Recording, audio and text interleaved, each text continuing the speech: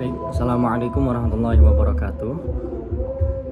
Perkenalkan, saya Muhammad Sufyan Kurski Prianto dengan NIM 23104010007. Di sini saya izin memperkenalkan brand atau bisnis plan yang sudah saya rancang, yaitu yang bernama Mewstaff. Ya, ini adalah sebuah online thrift shop.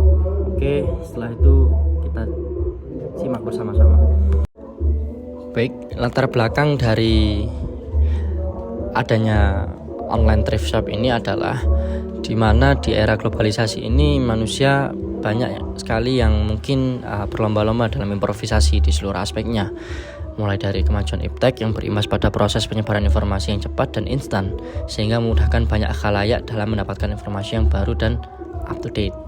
Nah, hal tersebut ternyata itu punya dampak yang cukup signifikan terhadap perkembangan dunia fashion yang semakin inovatif.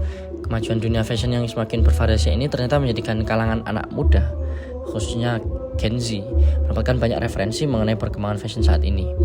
Nah, maka dari itu, Mewstaff hadir sebagai solusi permasalahan fashion terkini dengan tetap memperhatikan kualitas dan ramah kantong bagi Gen Z. Untuk visi, kami mempunyai visi yaitu menjadi solusi trend fashion bagi anak muda yang tetap mengutamakan prinsip fashionable and reachable.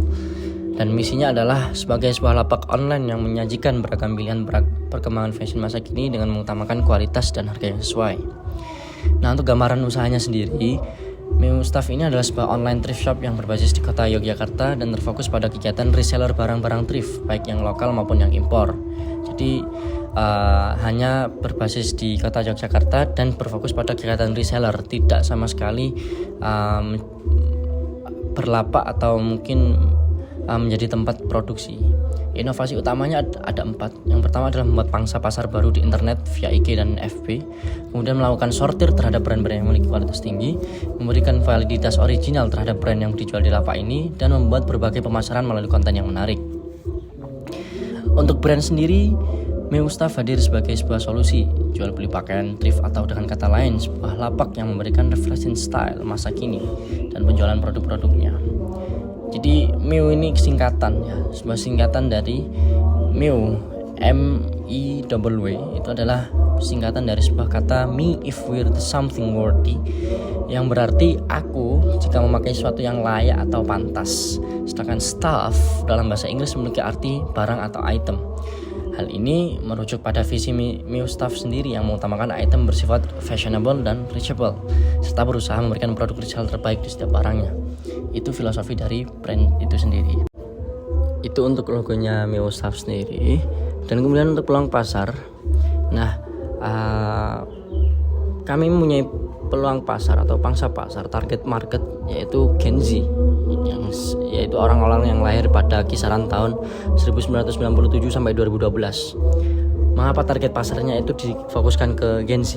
Karena pada era 4.0 ini, bahkan 5.0 ini, mereka dengan sangat mudah mengakses cakrawala internet dan mendapatkan berbagai macam informasi, seperti informasi-informasi tentang fashion yang terkini seperti sustainable, athleisure, oversize, dan lain sebagainya. Hal ini ditunjang dengan bargaining dari Mewstaff untuk mendukung fashion tersebut dengan berbagai macam brand seperti Adidas, The North Face, Carhartt, Dickies, dan lain sebagainya. Tingkat persaingannya, sebenarnya usaha thrifting ini sudah lama menjamur di Indonesia dalam beberapa tahun terakhir. Bahkan ada beberapa survei, salah satunya survei dari Good Stats, menunjukkan fenomena thrifting mengaruhi sektor industri tekstil sebesar 49,4%. Thrifting, baju-baju bekas, itu mempengaruhi sampai angka 49,4%. Nah, ini menandakan bahwa menuai banyak respon positif di pasar, seperti itu. Dan untuk analisis pasarnya sendiri, kami ada product, price, promotion, placement, people, process, and physical evidence. Untuk yang pertama, produk itu kami memang menawarkan berbagai macam produk thrift. Jadi thrift ini sebenarnya baju-baju bekas yang disortir kembali, yang dipilah kembali, yang di reuse kembali karena memang memiliki kualitas yang baik. Seperti kami juga menawarkan beberapa ragam item seperti hoodie, jaket, track top, celana jeans, kemeja, kaos, sepatu, dan sebagainya. seperti Adidas, Carhartt, Dickies, The North Face, Nike, dan sebagainya.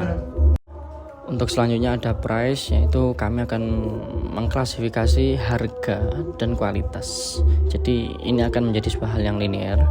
Yang ketiga ada promotion. Ya, Mifstaf akan selalu membuat konten-konten media sosial yang menarik dan up to date, baik melalui Instagram, Facebook, TikTok, dan lain-lain. Yang keempat ada placement. Mifstaf sendiri yang awalnya akan berpusat di Yogyakarta dan akan melakukan distribusi secara COD di area Jogja dan sekitarnya. Kelima, people. Mifstaf ini dibentuk atas kesadaran owner dalam dunia fashion untuk anak muda yang beberapa tahun kebelakang memiliki pangsa pasar khusus yang ternyata memengaruhi industri tekstil yang ada di Indonesia. Yang keenam ada proses.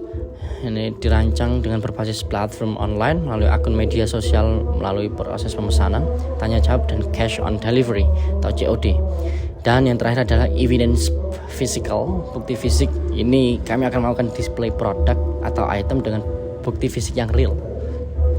Analisis SWOT-nya, untuk analisis SWOT-nya, strength-nya itu mahasiswa sebagai pelaku bisnis memiliki waktu yang fleksibel dalam menjalankan bisnis karena online.